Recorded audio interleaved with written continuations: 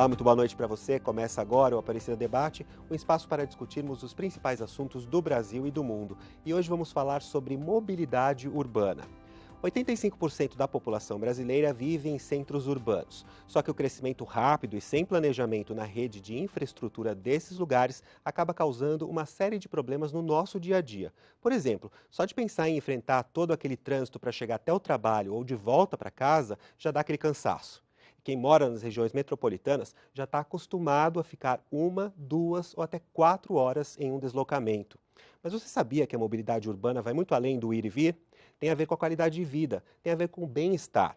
Já parou para pensar quanta coisa daria para a gente fazer com todas essas horas perdidas? Mas afinal, qual o melhor caminho para a busca por soluções? O que se pode fazer em termos de políticas públicas para melhorar essa questão? E a gente, de que forma a gente pode cobrar isso dos nossos governantes?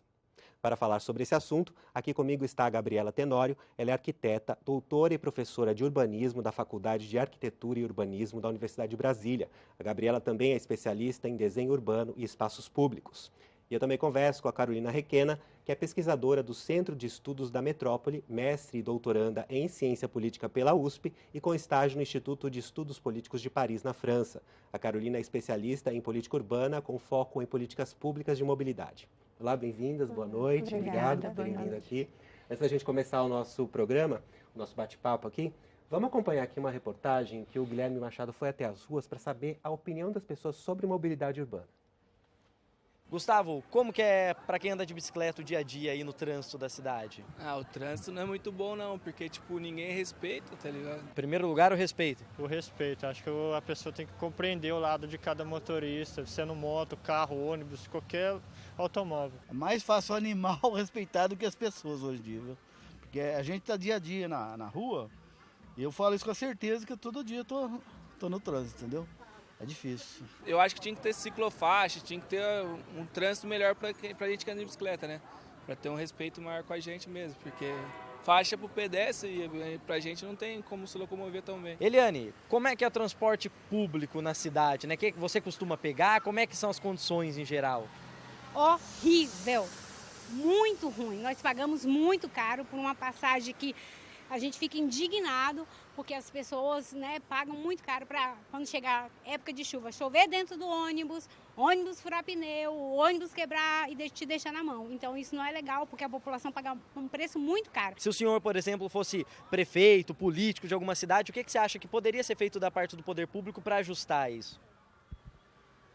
Teria que colocar pessoas na rua, né? Pessoas, trânsito, para fazer com que as pessoas, cobrar das pessoas, para poder tentar mudar. Acho que o próprio também, as pessoas que andam a pé, que vai atravessar também, não tem muito cuidado. As pessoas com carro, moto, não respeitam também, por causa da pressa. É um problema sério, viu? O semáforo fechou, o pessoal parou aqui na faixa, mas pelo que a gente viu aí, a maioria das pessoas acha que falta respeito no trânsito brasileiro. E para vocês aí no estúdio, o que precisa mudar na mobilidade urbana no Brasil?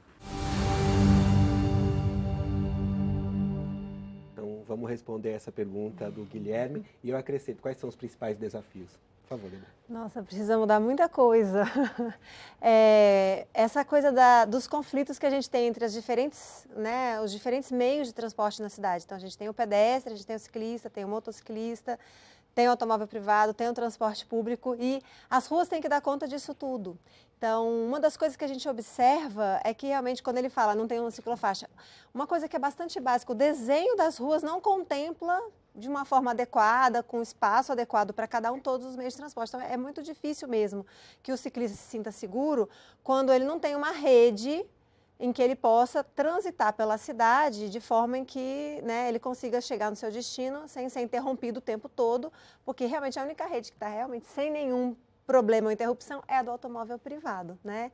Até do ônibus a gente tem alguns entraves, assim, para ele poder fazer as suas rotas. Então, uma das coisas que, na minha visão, é muito básica e que precisa ser ajustada é esse desenho viário em que nas ruas a gente tem o espaço para o pedestre adequado, acessível, espaço para o ciclista, um espaço generoso para os usuários de transporte público, seja para aguardar o seu transporte, seja para se deslocar até as paradas, os pontos de parada de ônibus.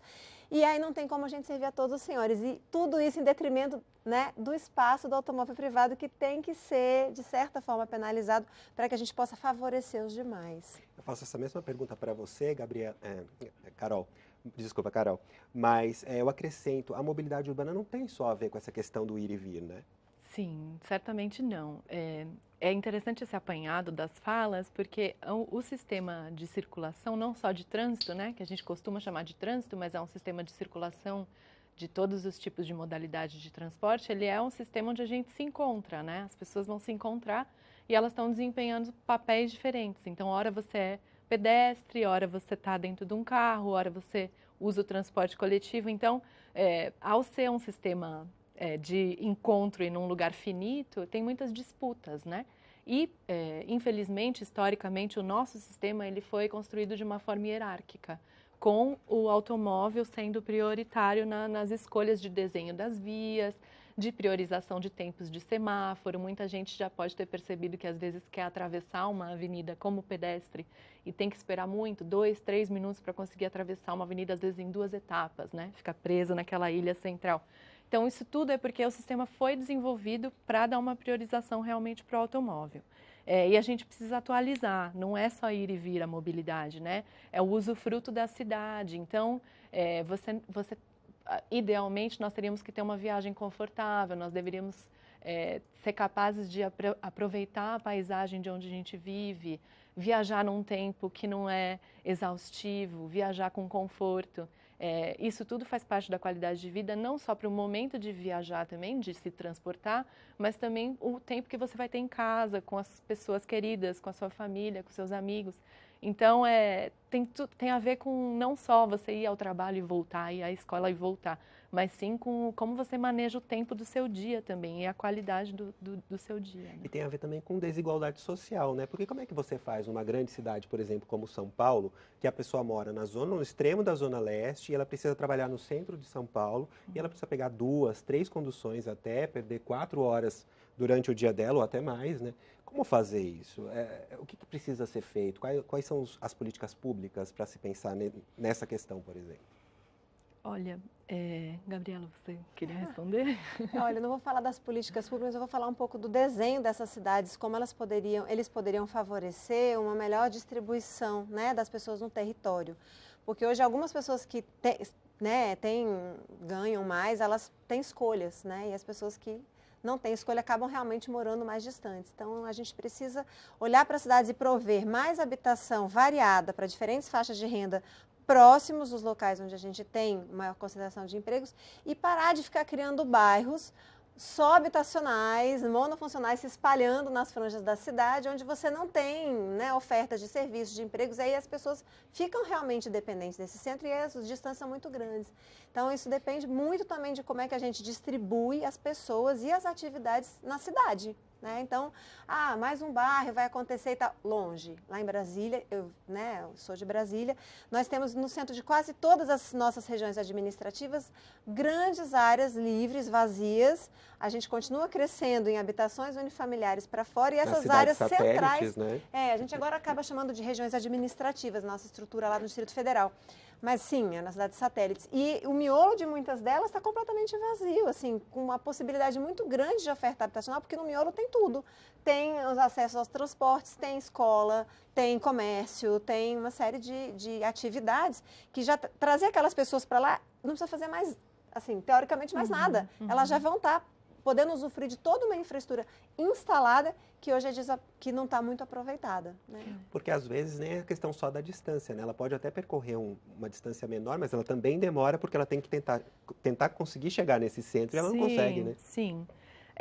Assim, nas grandes cidades é comum haver um movimento pendular para o centro, né? Até uma cidade grande, imensa como São Paulo, os subcentros não são tão bem servidos de forma que as pessoas possam trabalhar perto do seu bairro, né? Ou que tenha uma economia tão pujante que aquele local seja atraente para você estar perto de casa.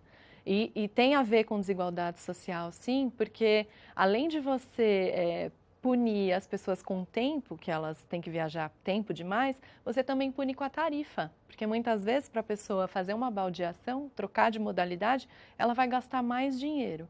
Então, assim, a mobilidade urbana ela poderia ser um facilitador para a pessoa poupar a renda, já que ela é punida pelo sistema imobiliário que é de ordem privada, portanto, o preço da terra ele é mais caro no centro das cidades. Então, assim, como uma medida primeira, você poderia facilitar quem está forçado a viver muito longe a se locomover a uma tarifa menos custosa e de forma mais rápida, mas nem isso acontece. Então, a pessoa é duplamente punida, né? As parcelas mais pobres estão morando muito longe porque é caro morar nos centros e ainda por cima elas gastam mais tempo, mais dinheiro para poder chegar ao seu local de trabalho. Então, é uma situação que pune duplamente, reforça as desigualdades, ao invés de facilitar você dirimir essas desigualdades. Né? Mas um transporte público de qualidade e eficiente já resolve?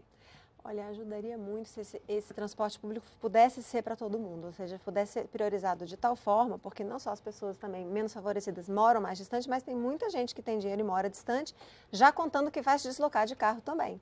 Então, assim, é natural que nas cidades a gente tenha realmente centros que concentram mais empregos e serviços. Então, assim, deslocamentos para pontos específicos, né, Carolina falou bem, ou seja, a gente não vai conseguir ter essa autossuficiência, né, dos subcentros. A gente pode ter uma certa autonomia, mas ainda assim há pontos nas cidades brasileiras e nas cidades do mundo que concentram mais essas viagens, né?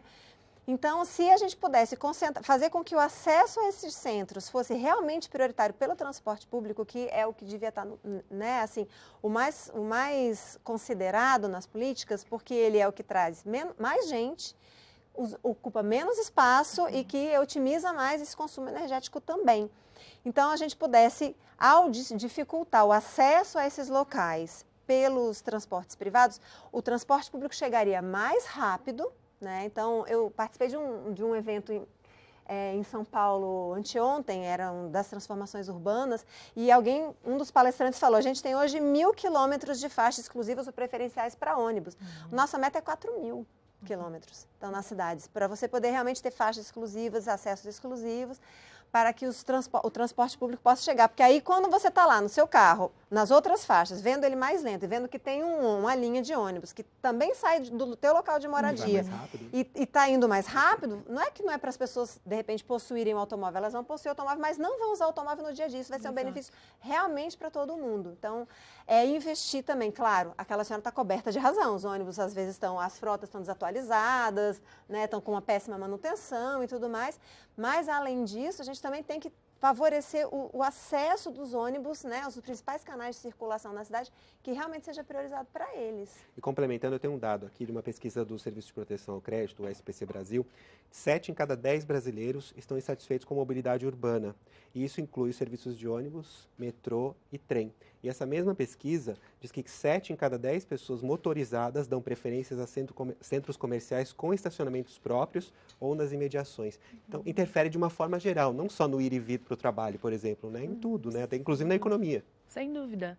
Sem dúvida, e, por exemplo, esses estabelecimentos que têm grandes estacionamentos, que são um atrativo do ponto de vista pessoal para você, né, usufruir esse serviço, eles acabam sendo o que a gente chama de polo gerador de tráfego, que é um local que acumula tantos automóveis em volta que ele, para você chegar e sair, você está numa situação de engarrafamento, de congestionamento. Então, o que parece ser uma facilidade do ponto de vista individual é um problema para a coletividade, porque você vai gerando esse tipo de comércio onde você atrai os automóveis, né? É o contrário ao que a Gabriela estava dizendo. A gente deveria estar atraindo para as ruas pessoas interessadas em usar o transporte coletivo. Como é que você faz isso? Ele sendo rápido, ele sendo minimamente confortável, e tem um problema grave de tarifas também, né, no Brasil. Nas cidades brasileiras, as tarifas são muito altas. E é dificílimo para o poder público, até hoje, que já tentou algumas vezes, abrir uma espécie de caixa preta do valor dessas tarifas, porque tem muitos provedores privados envolvidos, né? Você não tem condição mais, numa cidade como São Paulo, que tem 15 mil ônibus de frota, você ter um serviço simplesmente estatal. Então, você tem uma gerenciadora que cuida disso. Agora, o valor da tarifa é exorbitante e pesa demais. Se você pensar numa família, num indivíduo que ganha um salário mínimo, numa família composta por indivíduos que estão à base do salário mínimo, você está consumindo uma parcela enorme desse salário com as tarifas de transporte. Então, são problemas de várias ordens, não é só o tempo e o conforto, como ela reclamou ali com toda a razão. E ela dizia, né, a tarifa é alta demais para o serviço que eu recebo. É horrível, né? Ela até brinca que é horrível, Exato. né? E agora desconcentrar as oportunidades de emprego dos centros das grandes cidades também é um caminho, né? E não só emprego também, mas assim, acho que cultura e lazer também seria muito importante, porque, vamos lá, as pessoas pagam essa tarifa altíssima porque elas precisam ir trabalhar ou precisam estudar. E muitas vezes esses centros também, eles acumulam essa função de ser um local onde você tem, às vezes, oferta, mas o teatro é grátis, a exposição é gratuita, então, assim, você pode ter acesso à cultura e quando você estiver lá, no estabelecimento que oferece cultura e lazer, né, educação, pode até ser gratuito, mas a pessoa vai pagar mais uma tarifa para se deslocar até lá, dentro de um orçamento super apertado, realmente é muito complicado. Então, essas coisas acabam realmente acirrando a desigualdade social, né? E as pessoas no final de semana ficam meio que dentro de casa, às vezes em bairros, e que não tem essa oferta de coisas, né, que poderiam Praças fazer... públicas, Exato, coisas interessantes, né, enriquecedoras para o ser humano, né? Para você aprender, para você crescer e tal. E aí, porque também o deslocamento até isso. Então, deslocar também esse tipo de coisa é importante, além das outras coisas. Tem uma coisa também que acontece, que é bem interessante quando a gente fala de mobilidade, que é um índice que se chama Índice de Passageiro por Quilômetro, o IPK. Ele é um índice que ajuda a dizer se um transporte ele é eficiente ou não. Então, vou pegar o exemplo de Brasília, em que a gente tem realmente uma concentração de serviços e empregos nessa parte mais histórica de Brasília, né, que é aquele plano piloto, e aí as pessoas se deslocam até lá, só que nos bairros em que você tem uma grande porcentagem de pessoas que sobem no ônibus ali e percorrem 20, 30 quilômetros, não sobe mais ninguém no ônibus, nem desce ninguém. Então, pegou ali, às vezes o cobrador até sai, quando tem cobrador, né? Até sai e fica conversando com as pessoas, porque ninguém vai subir aqui. Vai descer todo mundo no centro da cidade. Então, não há um intercâmbio, uma subida de passageiros, descida de passageiros e uma rotatividade que vai trazer um pouco mais vai viabilizar um pouco mais aquela linha. Claro que há linhas que são muito mais, que têm um rendimento maior e acabam, de certa forma, ajudando a cobrir linhas mais deficitárias. Né? E aí sim o governo tem que entrar nesse tipo de subsídio, de alguma forma, porque se permitiu que a cidade crescesse dessa forma, né? Então há consequências que a população não pode ser onerada por isso também. Então é uma conta complicada, né, de você fechar. Eu queria que você complementasse e falasse um pouquinho de políticas públicas. Você acha que falta parceria entre prefeituras, estados e a União para tentar resolver, por exemplo, essa questão de mobilidade? Sim, falta porque em primeiro lugar, existe uma fragmentação institucional muito grande. Tem muitas agências cuidando dos nossos transportes. Então, por exemplo, no caso de São Paulo, você tem a gerenciadora dos ônibus e a Companhia de Engenharia de Tráfego. A Companhia de Engenharia de Tráfego passou anos cuidando só da circulação em automóvel. Então, assim, até as duas começarem a dialogar foi no governo passado da cidade. Então, assim, imagina você ter uma Companhia de Engenharia de Tráfego muito bem qualificada que não cuidava da fluidez dos ônibus na cidade, com uma frota, como eu disse, de 15 mil ônibus. E numa cidade onde o transporte de massa é o ônibus, apesar de ser a cidade que tem o maior metrô do Brasil, ainda assim o metrô não se configurou como transporte de massa em São Paulo, é o ônibus mesmo. Então, assim, a gente tem um transporte viário, aí você já tem duas agências para cuidar, que se falam um pouco. Aí você tem, quem cuida do metrô é o governo do estado de São Paulo, quem cuida dos ônibus é a prefeitura, e assim vai. Então, o governo federal normalmente entra com aporte de recursos. Não tem uma regulação, historicamente a política de mobilidade urbana ela não foi regulada desde o centro, como foram as políticas de educação e de saúde no Brasil.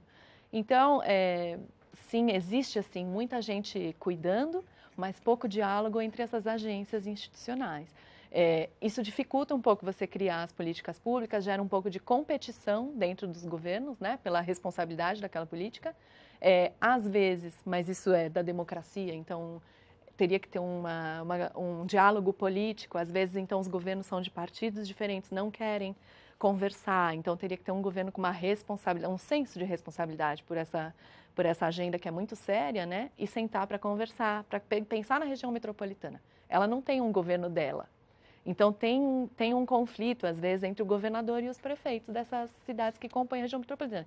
Então, assim, no Brasil tem um desenho institucional que é muito rico, porém ele gera muitos conflitos. Então, a gente precisa ter agentes públicos, né, pessoas públicas preocupadas com a agenda na grandeza que ela tem e atuar a despeito de suas diferenças partidárias. Não é uma coisa fácil, né?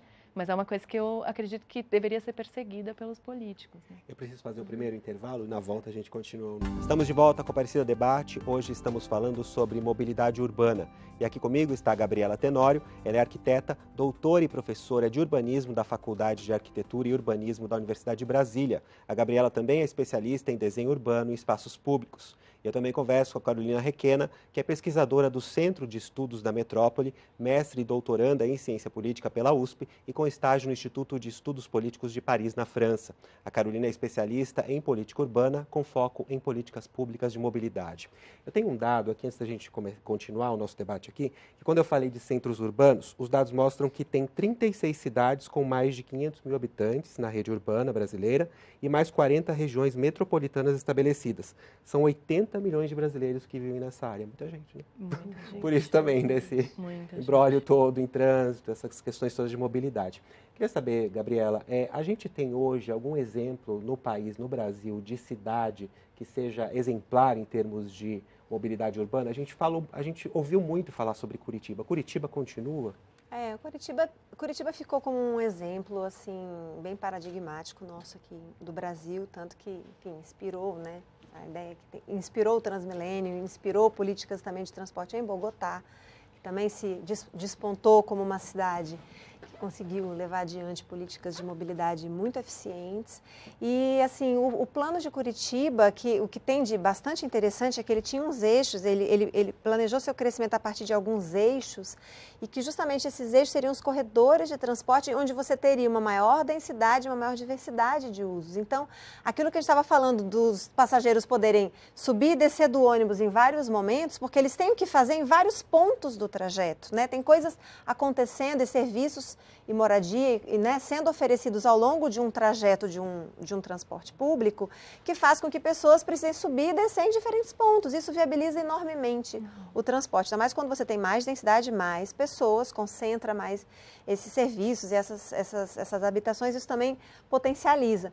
E, além disso, foi a ideia do BRT, né, que é o veículo sobre rodas, né, o veículo rápido sobre rodas, que é você ter aquele corredor exclusivo, né, para o ônibus, e eles criaram aquelas estações tubo que você tem uma infraestrutura de superfície, que acaba sendo muito mais barata que a do metrô, mas, assim, a ideia é que seja o metrô de superfície, né, assim, você fazendo um paralelo, mas sem ter toda aquela infraestrutura muito cara do metrô, mas claro, o metrô tem todo um mérito e toda uma necessidade dentro da sua, né, dependendo do tipo de cidade, e não tem um sistema só, a gente tem que somar todas as possibilidades para conseguir fazer a mobilidade. Mas aquela coisa de você poder pagar a tarifa antecipadamente e subir na estação tubo, em que você, quando chega o ônibus, está no mesmo nível, não tem que subir ou descer. Então, a troca, né, entre você entrar e sair do transporte é rápida.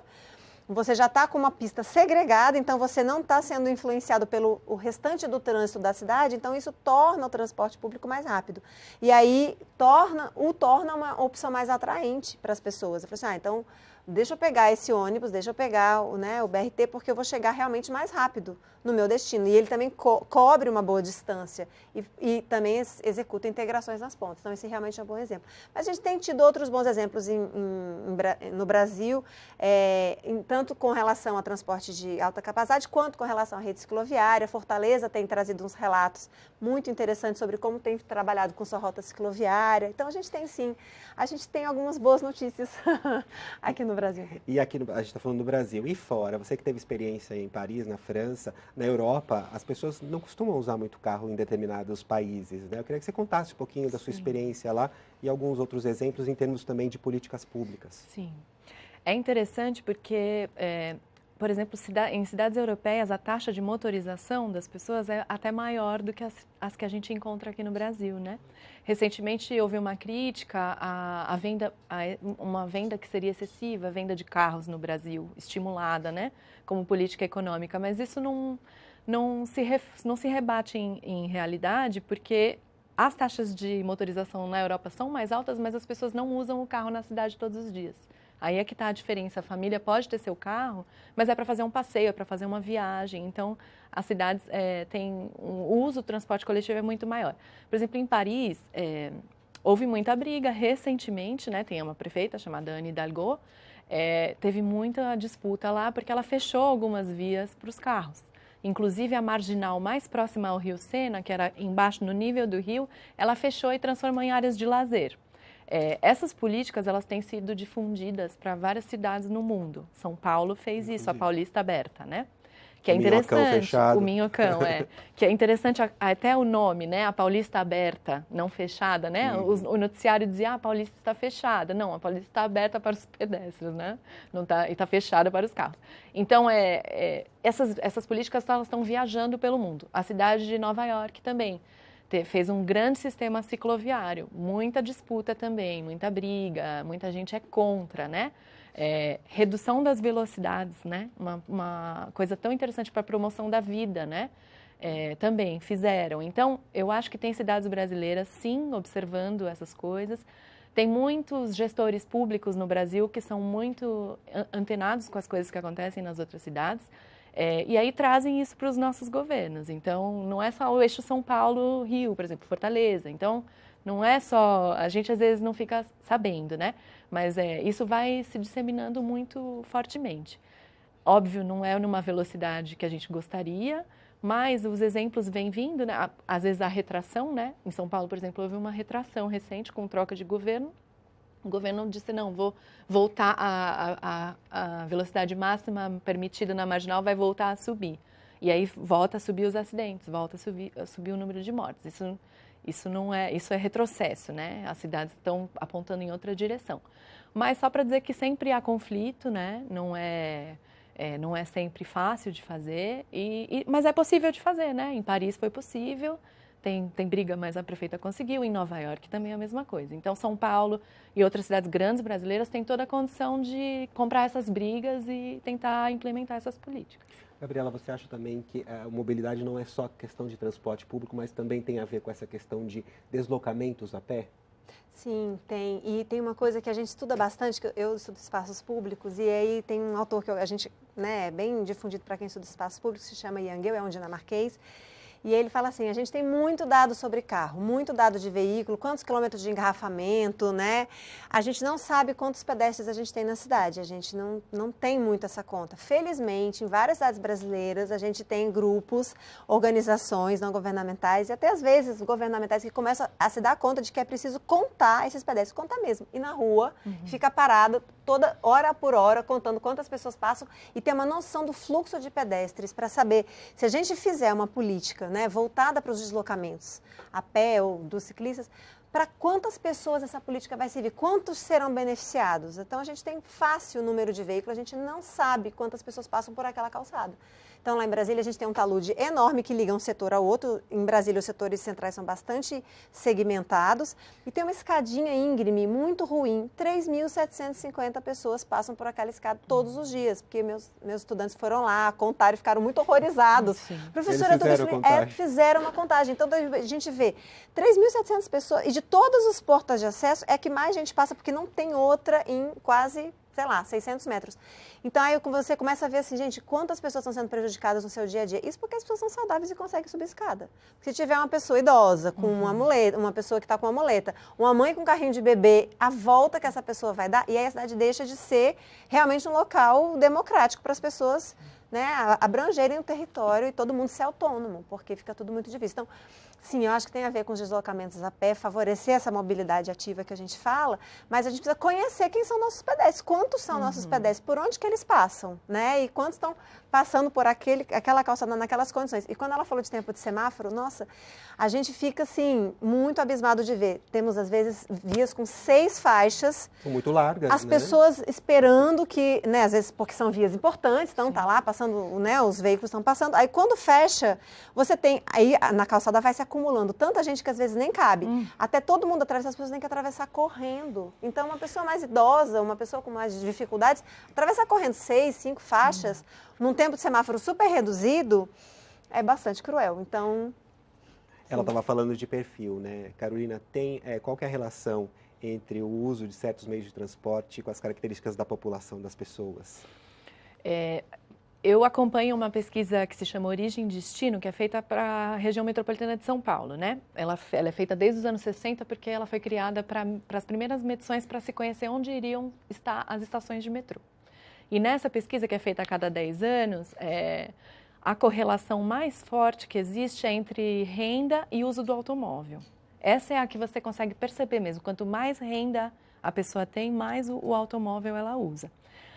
O transporte público, o ônibus, é um pouco mais difuso em São Paulo, porque ele está presente na região metropolitana inteira, como eu disse, ele é o transporte de massa, então ele já mistura um pouco esse uso. Obviamente tem uma tendência a ser usado mais por quem tem menor renda, né? Como é historicamente isso no Brasil. As pessoas que possuem o automóvel e usam o automóvel são as pessoas que estão mais bem posicionadas do ponto de vista de renda. E aí tem outras desigualdades também, né? Tem desigualdade de gênero também, né? As mulheres muitas vezes se locomovem menos ou se locomovem mais perto de casa. São as cuidadoras dos filhos, então são as cuidadoras de pessoas idosas. Então tem uma diferença de mobilidade também entre homem e mulher. Então, a tudo isso teria que ser prestado atenção para você dirimir essas desigualdades que estão presentes numa região metropolitana. E como você bem disse, a gente vive em regiões metropolitanas, né? A extensão da rede de transporte, ela tem que abranger tudo isso, porque a lógica de vida é essa, né? A pessoa vive numa cidade distante de São Paulo, mas trabalha em São Paulo, assim como nas outras regiões metropolitanas brasileiras acontece muito isso. Então, se a rede não abranger tudo, então, em última instância, você está tratando aquilo como municípios autônomos, quando eles, na verdade, na vida das pessoas, eles não são. A vida é metropolitana, né?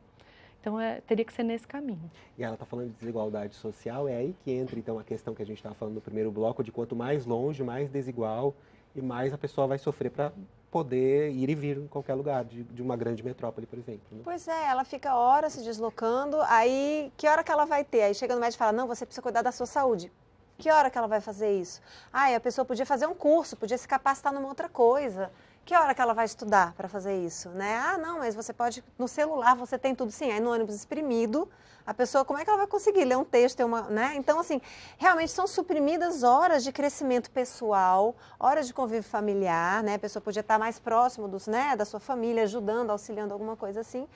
E aí, aquela coisa também de você não ter acesso, né, à cultura. Às vezes a cidade realmente oferece coisas, como a gente já falou, até gratuitas, que você poderia ter aí, né, conhecer, abrir a cabeça, abrir a mente. Isso te faz, né, enfim, ampliar seus horizontes, e às vezes as pessoas não têm acesso realmente por conta dessas grandes distâncias que elas estão e das dificuldades de acesso ao centro, o valor da tarifa e tudo isso, né? Então, realmente, disposição das pessoas no território, essa desigualdade a gente chama de socioespacial, ela só se acirra.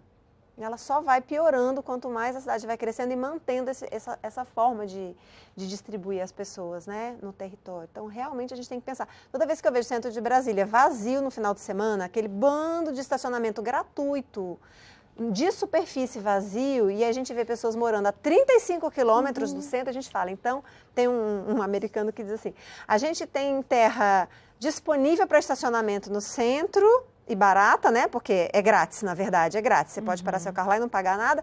E terra cara, longe do centro, para moradia. E a gente se pergunta por que a gente tem um problema? E no seu... Desculpa. Não, é que sim, porque o preço da terra está no centro dessa discussão toda, né? Se você desapropriasse os estacionamentos para construir moradia, por exemplo, por que a gente está abrigando carros? Por que a gente está abrigando carros nos lugares melhores da cidade e deixando as pessoas longe, né? Qual é a nossa unidade de pensamento quando a gente pensa o transporte, a mobilidade? A gente tem que pensar nas pessoas, como a Gabriela falava, contar pedestres, né? O quanto você põe 40 pessoas num ônibus, aí você calcula o espaço que esse ônibus ocupa na via. E depois 40 pessoas, cada uma num carro. Tem esses desenhos muito interessantes na internet que a gente consegue... E nos seus estudos tem isso, né? As pessoas que usam transporte coletivo levam o dobro do que as que usam transporte individual. De tempo para viajar. Então, assim, como é que quem está colaborando mais para economizar espaço, para poluir menos, né? Os cidadãos que contribuem mais para isso Não que eles estejam fazendo de forma consciente, infelizmente, muitas vezes eles estão constrangidos a estar nesse ônibus lotado. A realidade é essa, né? Não é, hoje eu acordei e vou colaborar para a minha cidade ser mais limpa, né? Não, a pessoa precisa usar ônibus, ela não tem carro, ela não tem outra via. Mas assim, essas pessoas, mesmo que inconscientemente, estão colaborando com o espaço público porque elas ocupam menos espaço, elas poluem menos, e do lado delas tem um monte de indivíduos sozinhos em carros e que ali estimulados a usar, né? Porque é fácil, né? Andar de carro, estacionamento gratuito, terra pública, né? Ou seja, o Estado tem dificuldade em lidar com a questão da terra privada, obviamente, né? Nós vivemos um sistema regulado para garantir a propriedade privada, então acaba que as pessoas têm que morar em lugares, ir atrás de lugares mais baratos longe. Mas ele tem a terra pública, né? Então, por que não usar a política pública para regular o uso dessa terra pública da circulação para facilitar a circulação de todos, né? Gabriela, eu queria que você falasse um pouquinho do desenho urbano das cidades. O que poderia ser melhorado, por exemplo? Olha, a gente primeiro precisaria não ter bolsões de estacionamento. Então, assim, pensar que a gente tem grandes áreas de superfície para estacionamento. Não é para a gente ter estacionamento na cidade, mas eles têm que ficar ao longo das vias, que possam ser taxados, né, que possa ter um estacionamento rotativo. Né? A gente brinca, os shopping centers, que as pessoas vão lá para gastar, eles cobram pelo estacionamento. No centro da cidade, a gente, né, da nossa cidade, Brasília, a gente não tem isso. Então, a primeira coisa seria essa, né? A segunda, a gente desenhar a cidade de tal forma que a gente não tenha caminhos muito desinteressantes com coisas vazias no meio, né, em que as pessoas se sintam inseguras e falam assim, eu não vou caminhar, podendo, é isso que ela falou, a gente tem um índice de motorização, mas a gente pode optar, às vezes a gente tem distâncias que não são razoáveis de serem caminhadas, né, de serem percorridas a pé. E aí a gente fala, não, mas está muito inseguro, está ermo, está escuro, ou seja, o desenho da via não está favorecendo essa segurança, às vezes porque você tem muitos muros ao redor, então é importante também a gente pensar assim, será que a gente pode, para separar o público do privado, seja no residencial, institucional, ao invés de muro, pelo menos que a gente colocasse grades para a gente manter uma permeabilidade visual, porque aí você passa ao longo do muro, que você não sabe o que está acontecendo lá, ninguém sabe quem está passando fora, é uma sensação de segurança que não se verifica. E quando você está caminhando numa rua, que você está podendo pelo menos ver o que está acontecendo do lado de dentro das propriedades privadas, assim, com uma grade, tendo uma permeabilidade visual e podendo também, de certa forma, serviço, isso favorece um pouco mais a percepção da segurança e te dá um pouco mais de coragem para você poder fazer seus deslocamentos a pé. Então, eu acho que muros são coisas muito problemáticas na cidade, assim, na realidade do dia a dia do pedestre, né? E a falta mesmo de você ter acessibilidade. Quantos cruzamentos você tem que não tem uma rampa para a pessoa poder ir atravessar do outro lado, sabe? Tem um canteiro central que te bloqueia, então... Nem calçadas decentes, né? Exato, então assim, é um rally, é um desafio sempre fazer isso. E há certas coisas assim que dá para começar agora a fazer, sabe, assim, em termos de desenho urbano. Claro, tem a coisa do planejamento que é mais amplo, mas há coisas que a gente pode fazer rapidamente no dia a dia. Você acha, Carolina, que falta o poder público ouvir mais a sociedade civil? Porque tem o Estatuto da Cidade, né, que estabelece os parâmetros para o planejamento dos municípios e também deveria ouvir mais a sociedade civil, né? Sim. Sim, e a área de transportes e mobilidade ela é pouco populada, vamos dizer, o debate é pouco populado pelos usuários, pelas pessoas, né? Como ela é uma área que envolve um expertise técnico muito aguçado, né? Uma área mais dos engenheiros e tal, isso ficou muito pouco acessível para a população ao longo da história nossa. Uma outra questão é que a gente não tinha conselhos que abarcassem isso. Então, o da cidade de São Paulo, que é uma cidade, né, a maior cidade do Brasil, é dessa década, né, o conselho que chama os cidadãos para opinarem. A nossa relação com o transporte ao longo da história, ela foi mais de um momento assim que já não dava mais e as pessoas quebravam. Então, era o quebra-quebra. Né? Na década de 70 teve quebra-quebras de ônibus e de trem. Então, assim, você deixar isso chegar nesse ponto, esse não pode ser o diálogo entre as pessoas e o poder público, não pode, né, sobre uma política pública, não pode ser nesse, né, a gente precisa conseguir conversar. Mas muito pouco acessível, as pessoas não conhecem os contratos, né, os contratos de transporte são outro capítulo, né, para a gente conversar, que é, assim, muitos atores privados, muitas coisas em caixa preta, que a gente não sabe como é que eles acontecem, né? Muitas acusações de corrupção, então muito atraso, né? A política pública atrasada, muitas vezes ela tem a ver com ter muita corrupção envolvida. Então, eu vinha para cá hoje ouvindo no rádio que tem, né, agora uma nova delação em que um ex-diretor do metrô diz que as obras atrasavam porque tem que combinar muita coisa com as construtoras. Às vezes elas querem fazer um negócio subterrâneo quando poderia ser de superfície. Então isso acontece. E isso é muito inacessível à população normalmente, né? Quando a senhora diz, é muito caro e tem goteira, tem isso, aquilo, o ônibus fura o pneu e tal. O caminho para chegar nisso aí é um caminho muito nebuloso e que as pessoas não sabem, porque também elas têm que cuidar da vida delas, não é? Quem tem que cuidar da política pública são os agentes, né? São os eleitos e com a participação, obviamente, da população. Então, é uma área que teve pouco interesse até hoje, mas eu noto que existe muito mais gente sensibilizada e mobilizada hoje em dia, de pouquíssimo tempo para cá, o que é uma boa notícia. Mobilidade urbana é um tema que tem um caminho longo, infelizmente a gente chegou no fim. Eu quero agradecer aqui a Gabriela Tenório, que é arquiteta, doutora e professora de urbanismo da Faculdade de Arquitetura e Urbanismo da Universidade de Brasília. A Gabriela também é especialista em desenho urbano e espaços públicos. Muito obrigado também a Carolina Requena, que é pesquisadora do Centro de Estudos da Metrópole, mestre e doutoranda em Ciência Política pela USP e com estágio no Instituto de Estudos Políticos de Paris, na França. A Carolina é especialista em política urbana com foco em políticas públicas de mobilidade. E você, qual tema você quer ver aqui no nosso programa? Mande sua sugestão, crítica ou elogio para a gente. Anote aí o nosso WhatsApp, 12 99750 3600. E o Aparecer Debate de hoje fica por aqui. Uma boa noite para você, até semana que vem. Tchau!